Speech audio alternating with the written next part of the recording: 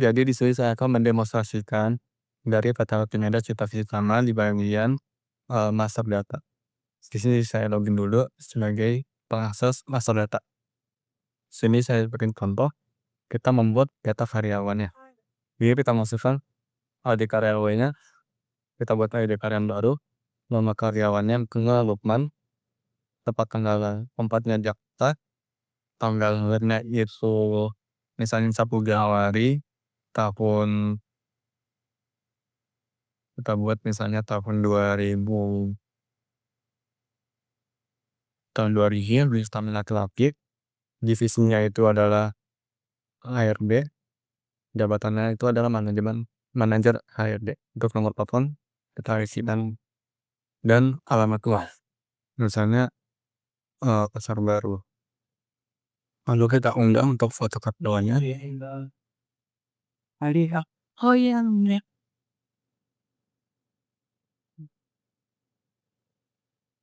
Nah, sini kita upload. Nah, setelah sudah kita klik tambah. Data kamu berhasil ditambah, kita cek ada di sini headline dan dia akan tampil datanya. Lalu kita coba, misalnya kita ubah, misalnya di sini ada penambahan data, misalnya namanya tuh Lukman Hakim. Kita ubah, data kamu berhasil diubah, dilihat di sini berubah. Dan kita coba fitur hapus, misalnya kita hapus coba karyawan Andi, misalnya dia udah keluar, kita hapus, maka data karyawan serta foto-fotonya juga dihapus. Di sini kita lihat karyawan K01 itu tindak pidana. Lalu yang tadi kita misalnya Lukman Hakim ini sudah ada karyawan, kan dia tidak memiliki akses, makanya kita buat aksesnya itu di data akun. Di sini kita ingat Lukman Hakim itu memiliki ID karyawan itu K017, nanti otomatis muncul nama karyawannya. Kemudian kita buatkan username-nya Lukman, username-nya, password-nya Lukman juga. Nah, hak aksesnya karena di sini dia tadi itu adalah HRD, maka kita beri dia ke akses ke admin. Karena di sini menurut akses data, HRD itu bisa mengakses semuanya. Kini kita tambah, data akun berhasil ditambahkan. Sini Lukman Hakim berhasil membuat akun di mana username dan passwordnya itu adalah Lukman dengan akses admin. Lalu, nah di sini ada ID divisi, buat divisi di mana kenapa? Agar ketika semisal ada divisi baru, nanti drop down ini akan menambah otomatis. Jadi data divisi D009, nama divisi itu misalnya divisi IT pemasaran, lokasinya itu misalnya di lantai 33, kita tambah. Nah, di sini D09 tambah, kita cek di data karyawan divisi IT pemasaran. Nah, jadi fungsinya data master data divisi itu adalah untuk otomatis menambah dokter yang baru dari database gitu. Lalu di sini juga ada data jabatan, sama fungsinya untuk menambahkan drop-down yang baru di data jabatan. Jadinya dia biar tidak ditambahin manual. Sini jabatan, misalnya kita nambahin jabatan H004, jabatannya itu adalah pencatatan. Kita tambah. Nah, kita lihat di data karyawan, nanti jabatan itu ada pencatatan. Gitu. Berarti dia otomatis bertambah ya. Nah, terus lalu di data master ini, dia memiliki 4 fungsi. Kita coba di data diri saja. Ada fungsi tambah, ubah, hapus, dan bersihkan, dan cari. Nah, untuk tambah tadi udah bisa, coba kita ubah. IT pemasaran, kita ubah menjadi lantai aja. Misalnya kita ubah, dia bisa pindah ke lantai 4, kita ubah. Nggak ada divisi pasti diubah. Nah, nanti otomatis di sini lokasi dari divisi tersebut pindah di lantai 4 gitu. Terus ada fitur namanya mencari.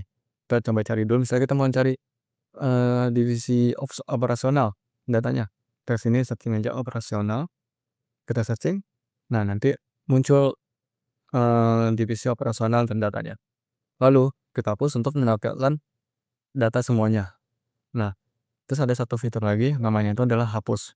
Jadi fungsi hapus ini adalah untuk menghapus datanya. Bedanya dengan bersihkan, nanti saya jelaskan. Kalau hapus itu kita klik IT pemasaran, nah kita hapus. Nah, jadi data IT pemasaran itu terhapus dari database. Nah, kita lihat di data karyawan divisi. Nah, di sini tidak ada IT pemasaran lagi gitu. Nah, lalu untuk bersihkan, misalnya ada data di field field pengetikan. Nah, kita klik bersihkan. Contoh dulu misalnya logistik. Nah, kita klik bersihkan. Nah, otomatis semua fieldnya itu bersih, tidak ada lagi. Di sini saya akan menerangkan bahwa saya akan memasukkan data baru. Ya, di sini saya akan memasukkan data baru, lalu menginput nama data, lalu untuk harganya saya input, dan lalu kita masukkan spesifikasinya. Oke. Lalu setelah saya menginputkan data ini, lalu saya upload fotonya. Nah, saya upload dulu. Setelah diupload, lalu tambahkan. Lalu saya cari dengan data yang tadi, dengan nama yang sama, kita cari, lalu bakal muncul data tersebut. Lalu kita beralih jika untuk pengubahan data yang udah ada. Contoh, ini untuk menambahkan stok, lalu kita kita taruh. Nah, lalu untuk itu saya cari dulu dengan kode yang sama. Nah, nanti bakal muncul. Nah, lalu untuk pengeditan yang sudah ada, kita masukkan PP 07. Lalu kita cari, lalu ketemu. Nah, lalu kita ubah di sini. Kita masukkan yang sama. Nah, lalu kita yang dari 3 harusnya 2. Kita ubah, lalu kita ubah. Nanti bakal datanya berubah. Nah, kita cari kode yang tadi. Nah, lalu sudah itu kita cari dan bersihkan. Ya, di sini saya akan menjelaskan jabatan sebagai karyawan inventaris. Di sini kita login dulu. Masukkan username dan passwordnya. Lalu masuk. Nah, di sini karyawan inventaris itu bisa mengakses data transaksi peminjaman barang, barang masuk, barang keluar, pengembalian barang, permintaan barang, dan laporan. Di sini saya akan mencontohkan yang barang masuk ya. Di sini ada ID karyawan, nama karyawan, tanggal masuk, ID barang masuk, nama karyawan, nama barang, jumlah, dan tabel untuk barangnya nanti. Di sini kita pilih dulu tanggal masuknya dari 25 tanggal 30 barang, jumlahnya ini kita tambahkan. Nah, lagi di sini kita masukkan lagi jumlahnya, tambahkan. Oke, kemudian kita simpan. Hasil disimpan, terus kita ke dari ID barang tadi yang kita sudah tambahkan itu akan masuk ke tabel barang masuknya. Terus kita akan coba yang barang keluar. Di sini sama ada ID karyawan, nama karyawan, dan lainnya. Di sini kita pilih tanggal masuk lagi, tanggal 31, barang kursi,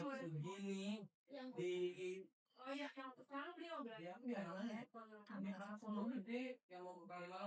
kita pilih lagi barang 6, kita tambahkan, dan sudah ke input ke tabelnya ini, lalu kita simpan. Nah, lalu kita coba sekarang yang laporan. Di sini kalau menu laporan itu ada dua, yaitu laporan per tanggal dan laporan per divisi. Di sini saya akan memberikan contoh yang laporan per tanggal.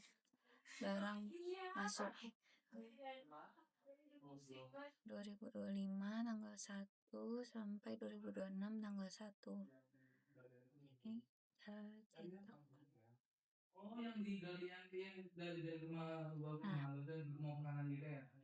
Di sini sudah tampil laporan untuk transaksi barang masuk per tanggal. Di sini ada dari tanggal hari Rabu 1 Januari 2025 sampai tanggal Kamis 1 Januari 2026.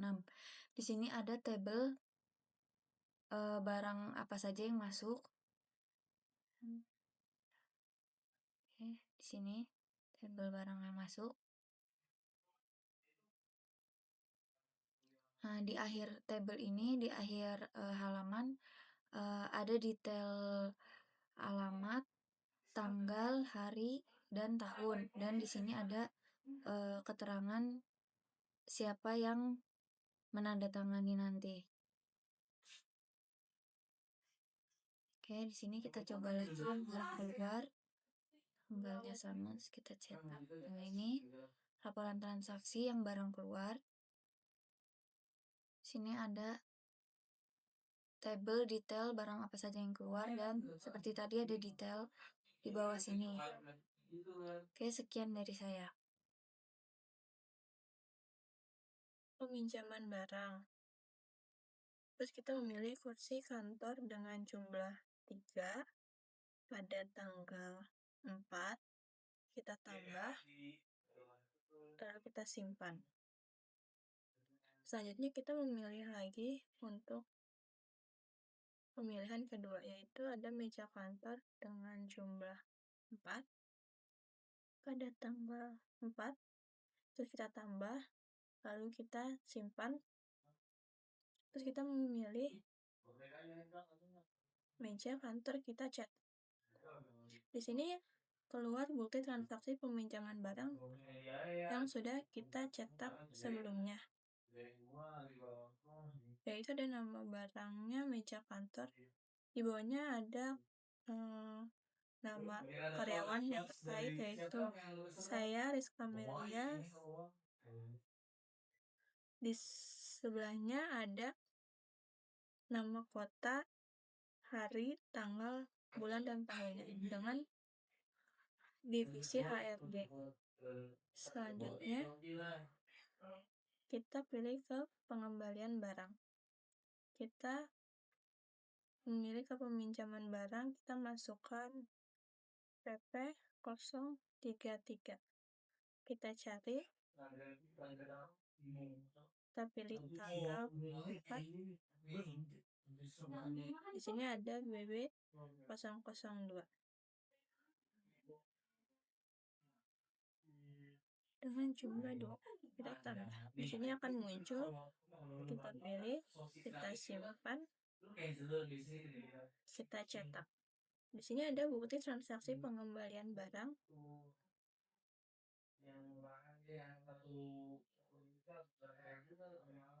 dan jumlahnya, dan terkait nama karyawan saya dengan kota Depok, hari, tanggal, bulan, dan tahun, serta divisi HRD-nya. Kita ke permintaan barang. Di sini kita akan pilih barang apa aja yang mau diminta. Di sini saya akan memilih pulpen dengan jumlah barang 5, tanggalnya 5 Januari 2026. Sini saya tambahkan. Nah, saya tambahkan, dia akan otomatis masuk ke tabel permintaan barang. Di sini dia udah muncul. Di sini saya akan mencoba meminta dua barang lagi. Di sini saya akan minta lagi pensil dengan jumlah barang 4 dengan tanggal yang sama, yaitu 5 Januari 2026. Tambahkan. Nah, dia sudah masuk di sini. Setelah itu kita minjam lagi buku tulis dengan jumlah barang 6. Tambahkan. Nah, setelah itu di sini dia sudah muncul semuanya, yaitu 3 barang yang saya minta. Terus kita klik simpan. Nah, klik OK. Setelah kita klik simpan, datanya sudah tersimpan, terus kita klik tombol cetak. Nah, setelah klik tombol cetak di sini dia sudah muncul bukti transaksi permintaan barang dengan nama karyawan yaitu Muhyiddin Patyasina, ID transaksi PR014 dengan ID karyawan K011 dari tanggal Senin 5 Januari 2026. Di sini dia sudah muncul tabel permintaan barang yaitu ID barang, nama barang sama jumlah barang yang kita minta tadi. Terus di sini nanti setelah itu kita akan yang menandatangani yaitu HRD sama karyawan terkait yang melakukan permintaan. Nah, pada jabatan direktur utama, apa saja yang bisa dilakukan? Yang pertama kita bisa melihat data karyawan. Nah, di sini muncul tabel yang berisikan data-data karyawan. Dan jika kita klik detailnya maka akan muncul di atas. Lalu kita juga bisa melakukan search. Maka akan muncul data yang ingin kita cari.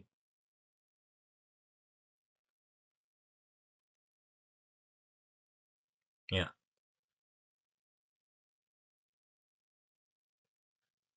Lalu selanjutnya ada laporan per tanggal dan per divisi. Di sini saya akan menjelaskan yang laporan per divisi. Di sini ada jenis-jenis laporannya, semuanya ada di sini. Barang keluar, barang masuk. Kita coba di barang masuk. Kita pilih tanggalnya dari tanggal berapa, lalu tanggal akhirnya berapa. Lalu kita pilih cetak. Nah, ini tampilan dari laporan per divisi, transaksi per divisi semuanya. Di sini pertama di atas ada button untuk save, dan ada print juga. Oke.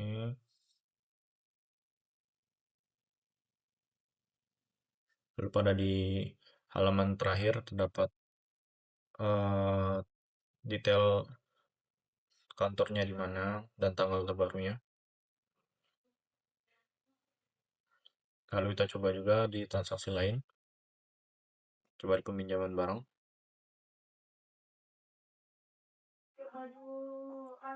Kita cetak.